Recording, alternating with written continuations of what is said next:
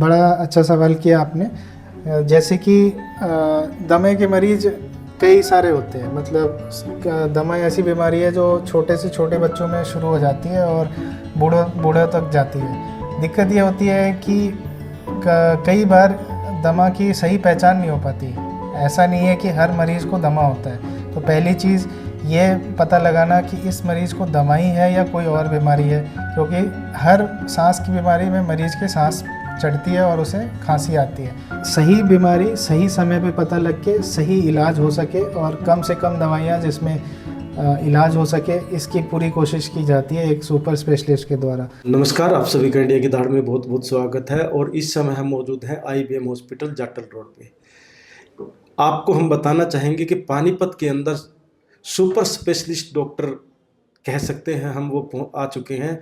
और किस प्रकार के वो डॉक्टर हैं, किस बीमारी को वो देखते हैं, आइए हम उनसे बात करना चाहेंगे। सर, इंडिया की धाड़ में बहुत बहुत स्वागत है। पहले तो मैं आपका पूरा परिचय जानना चाहूँगा। नमस्ते, मेरा नाम डॉक्टर विशाल राज है। मैं PGI रोहतक से पास आउट हूँ। मैंने अपनी सुपर स्पेशलिटी पल्मोनरी मेडिसिन में कंप्लीट की है और उसके बाद मैं अपनी सेवाएं IBM हॉस्पिटल जाटल रोड पे दे रहा हूँ।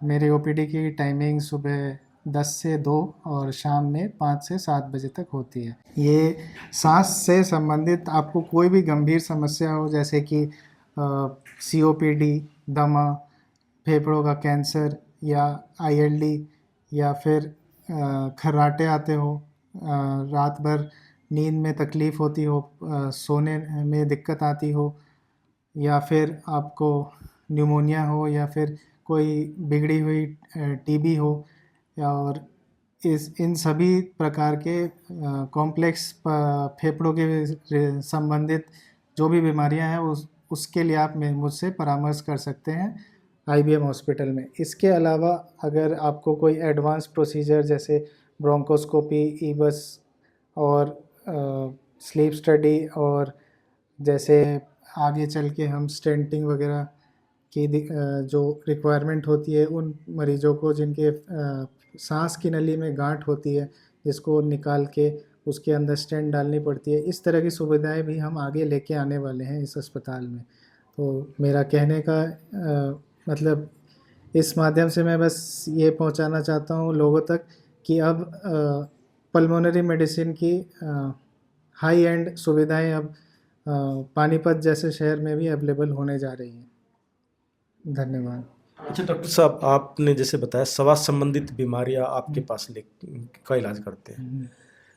मैं काफ़ी देखता हूं कि लोग डॉक्टर्स के पास जाते हैं। अब जैसा आपने बताया कि सुपर स्पेशलिस्ट डॉक्टर हैं आप, तो आम डॉक्टर में और सुपर स्पेशलिस्ट में क्या अंतर है? एक सबसे पहले मैं यही जानना चाहूँगा। हाँ जी, बड़ा अच्छा सवाल किया आपने। जैसे कि दमे के मरीज कई सारे होते हैं। मतलब दमा ऐसी बीमारी है जो छोटे से छोटे बच्चों में शुरू हो जाती है और बूढ़ों तक जाती है। दिक्कत ये होती है कि कई बार दमा की सही पहचान नहीं हो पाती। ऐसा नहीं है कि हर मरीज़ को दमा होता है। तो पहली चीज़ ये पता लगाना कि इस मरीज़ को दमा ही है या कोई और बीमारी है, क्योंकि हर सांस की बीमारी में मरीज़ के सांस चढ़ती है और उसे खांसी आती है। तो अगर आप सुपर स्पेशलिस्ट के पास जाते हैं तो वो आपको इस विषय में मदद कर सकते हैं कि क्या सच में आपको दमा है। अगर आपकी डायग्नोसिस सही पता लग गई सही समय पे, तो हो सकता है आपको आजीवन दवाइयाँ जैसे इन्हेलर जो दमा के मरीजों को दिया जाता है लेना ही पड़े। तो ये एक डिफरेंस है कि सही बीमारी सही समय पे पता लग के सही इलाज हो सके और कम से कम दवाइयाँ जिसमें इलाज हो सके, इसकी पूरी कोशिश की जाती है एक सुपर स्पेशलिस्ट के द्वारा। वरना जनरल प्रैक्टिशनर्स जो हैं वो किसी भी मरीज़ को अगर कोई कहता है कि उसे सांस में दिक्कत है, छाती में अकड़न होती है और खांसी आती है, तो उसे दमा मान के उसकी ट्रीटमेंट चल रही होती है। ये तो हो गई एक बात। दूसरी बात, अगर उसको दमा भी है पर कई बार दमा इन्हेलर पे भी कंट्रोल नहीं आता, जिसको हम सीवियर एस्थमा भी बोलते हैं। सेम इसी तरह से सीवियर COPD भी होती है। तो इन बीमारियों का पहचान करना और उसका सही समय पे सही इलाज करना, इसके लिए आप सुपर स्पेशलिस्ट का कंसल्टेशन कर सकते हैं। मैं ये जानना चाहूँगा, सुपर स्पेशलिस्ट क्या है? आम डॉक्टर में और सुपर स्पेशलिस्ट में अंतर क्या है? आम डॉक्टर की पढ़ाई अगर हम MBBS डॉक्टर की बात करते हैं तो वो 5.5 साल की होती है, और अगर हम स्पेशलिस्ट की बात करते हैं तो एमबीबीएस के साथ उसमें 3 साल और जोड़ दीजिए। और अगर हम सुपर स्पेशलिस्ट की बात करते हैं तो आप उस स्पेशलिस्ट के ऊपर और 3 साल जोड़ दीजिए। मतलब कुल मिला के 11.5 साल अगर बिना रुके कोई डॉक्टर पढ़ाई करता है, उसके बाद ही वो सुपर स्पेशलिस्ट बनता है। तो आप समझ सकते हैं कि इसके पीछे कितनी मेहनत लगती है और कितना गहन अध्ययन करना पड़ता है, जिसके बाद आपको ये डिग्री मिलती है।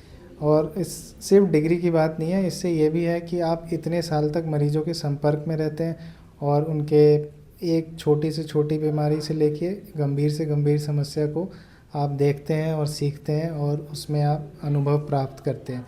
तो इसीलिए अगर आप सुपर स्पेशलिस्ट के पास जाते हैं तो उनके पास हर बीमारी, उस फील्ड से रिलेटेड सारी बीमारियों की अच्छी जानकारी, अच्छी पकड़ होती है। तो इसीलिए अगर आप किसी जैसे मैं फेफड़ों का सुपर स्पेशलिस्ट हूँ, तो अगर आप किसी भी सांस संबंधी समस्या से अगर लंबे समय से जूझ रहे हो और आपको लगता हो कि आपकी ट्रीटमेंट सही नहीं चल रही या आपको पूरा आराम नहीं आ रहा, तो आप मुझसे बेशक संपर्क कर सकते हैं आईबीएम हॉस्पिटल जाटल रोड पे। एक चीज़ और हम आपसे जानना चाहते हैं, जो प्रारंभिक लक्षण है बीमारी के वो क्या है और क्या सावधानी से भी कुछ इसका बचाव हो सकता है? हाँ जी, तो सांस के मरीजों के लिए सबसे प्रारंभिक जो लक्षण होते हैं वो है सांस फूलना।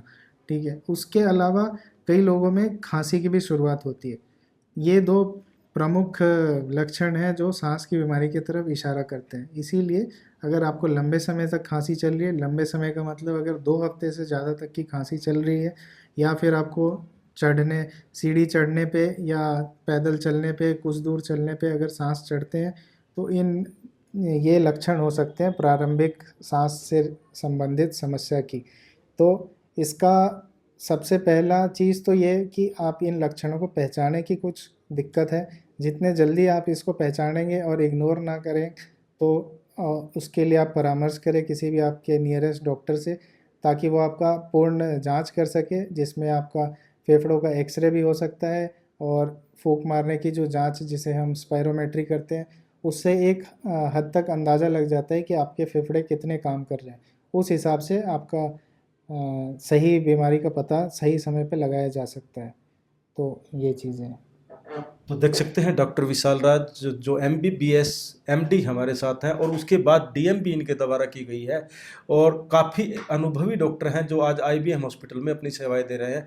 तो यदि आप भी चाहते हैं कि स्वास्थ्य संबंधी कोई बीमारी या कोई समस्या आपके साथ है, तो आप उसके निवारण के लिए यहाँ पर आकर कंसल्ट कर सकते हैं। और इनका यही कहना है कि सही समय पर सही जाँच और सही पहचान बीमारी की आपके जीवन को सुखद बना सकती है।